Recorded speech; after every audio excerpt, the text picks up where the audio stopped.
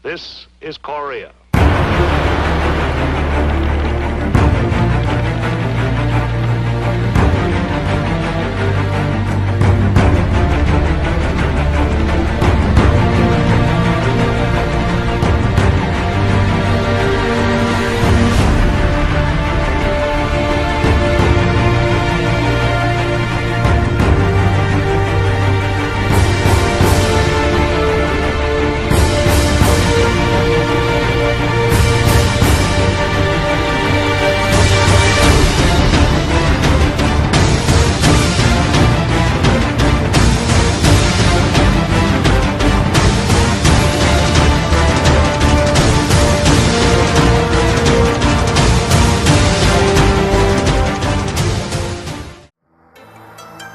Korea, called the land of the morning calm, is really a harsh land of jagged ridges, fickle weather, and a checkered past. The peninsula lies 6,000 miles east of the United States in a remote corner of the Asian North Pacific. Sitting precariously between Russia, China, and Japan, Korea was always at the mercy of its bigger neighbors. At the end of the Second World War, and emerging from nearly 4 decades of brutal Japanese occupation, the Korean peninsula found itself torn between 2 foreign ideologies, from the Soviet Union and the United States. Following Japan's defeat in 1945, the Soviet Union occupied the communist wing of the Korean resistance, all of the land north of the 38th parallel, while the United States occupied Korea south of the line.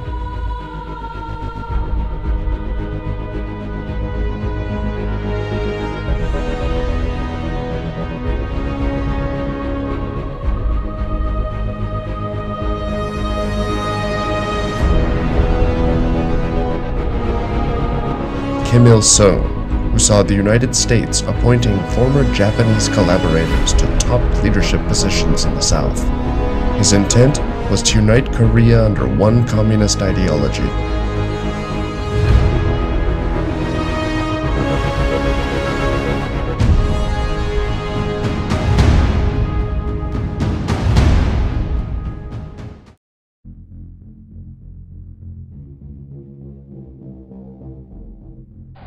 By contrast, the unstable South was ill-equipped to defend itself compared to the battle-seasoned and well-supplied North.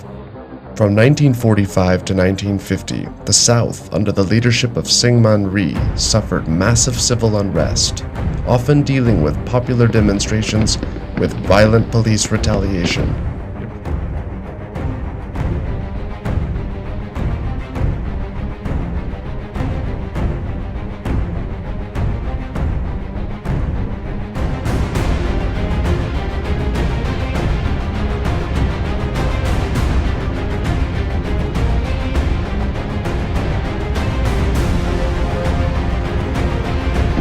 Following years of cross-border raids and skirmishing along the 38th parallel, Kim Il-sung invaded the South on June 25, 1950.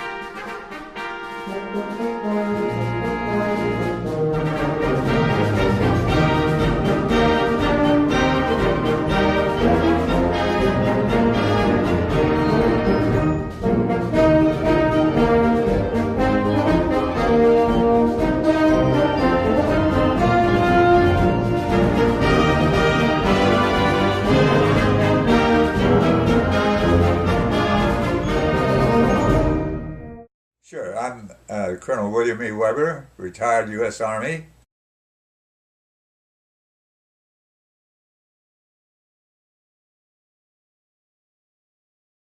Most people in the United States didn't even know where Korea was. And they certainly were not aware of the long-term world implications that were involved. Had the United States not led a UN group to deter the communist aggression, it would have encouraged the communist world to do likewise elsewhere in the world. So, as a matter of practical fact, it's the first time that the free world drew a line in the sand and said, we will not allow communism to subjugate a free people by force. It did not mean that we could stop a nation from going communist if their people chose to. But it did mean that we would not let that be done by military force. However, that's a historical aspect. At the time the war was going on, it was not a television war. It wasn't a living room war. People didn't really know what was going on in Korea as far as the United States is concerned. So it had no real political impact at the time. Subsequently, because it's the first time that the United States went to war without a declaration of war by its Congress, and also the first time that the United States led a coalition of nations under the UN banner. And as history has proven, it's happened several times now since then. It proved that the world could unite to defeat or prevent subjugation of a free people.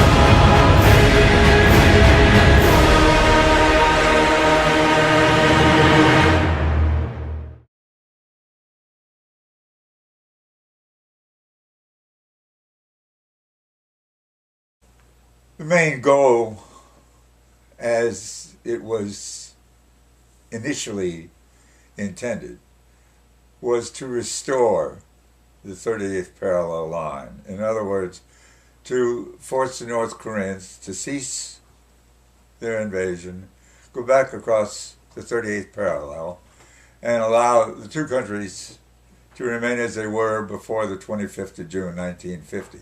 That was the initial goal. As the war progressed, and it became apparent that the North Korean regime was in danger of collapsing because they had been militarily defeated, the United States, Truman, at the instigation of General MacArthur, saw a possibility to unite Korea by totally defeating North Koreans. Even though at the time the Chinese had warned through India that any further advance into North Korea by United Nations forces, not South Korean forces, but United Nations forces, that they would enter the war. Volunteers would enter the war. So it the main goal to begin with was to restore peace, restore the 38th parallel, prevent the North Koreans from subjugating the South Korean people.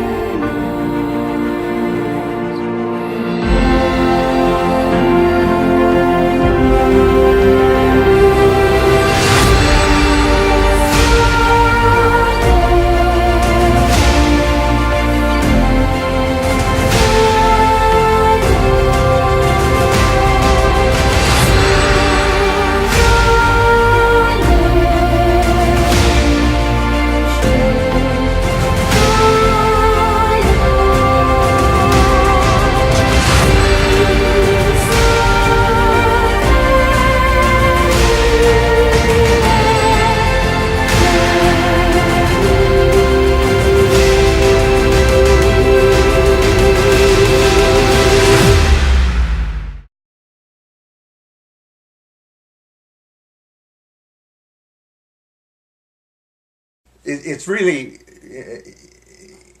in Korea, in the peninsula of Korea. It's not a policy of containment right now. It's a policy of a mutual willingness for status quo to be maintained. Okay, neither the South Koreans have no desire to invade North Korea.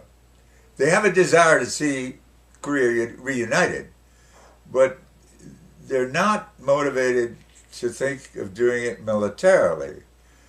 The North Koreans also would like to see Korea united, under their leadership, but they do not have the military capability to do it militarily, and it's clear they could never do it politically. That the South Korean people would never willingly subject themselves to a communist form of government. So it's not containment, it is a mutually agreed upon willingness to let status quo be maintained. We aren't really stopping North Korea from developing.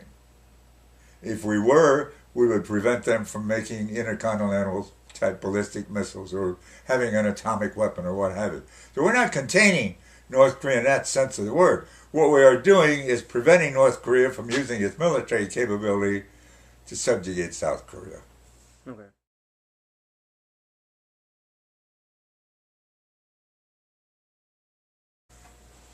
Well, it's probably more quick to call it an unknown war. You can't forget something you don't know anything about. And we have an expression in America where if something falls through the cracks, it's lost. And by that it means in the colonial days in America, floors were pine boards laid out, and there was always space between the boards. So you could sweep the dust in, and it would fall through the cracks and then get lost, okay? So the Korean War, in American consciousness and awareness, fell through the cracks. People just didn't know that what was going on was the bloodiest foreign war in terms of percentage of casualties that America ever fought. Okay. But it wasn't a TV war, not like Vietnam. It didn't come into your living room every night. It wasn't on headlines on the paper. And the number of Americans who went to Korea was so small out of the totality of our population that many of them, the young men that left their towns and cities, were not even missed. People didn't know that they were at war. That they had left to go to war. And as I say, it wasn't the headlines every night on the newspaper. And it was also a period of good times in America because the country was recovering from the conditions of World War II when everybody had to give up things. Now there was plenty, good jobs, good homes. Everything was good in America, and people were taking advantage of that. And the Korean War was so far away and so insignificant to them that it never got recorded in the consciousness of American people or in American history books.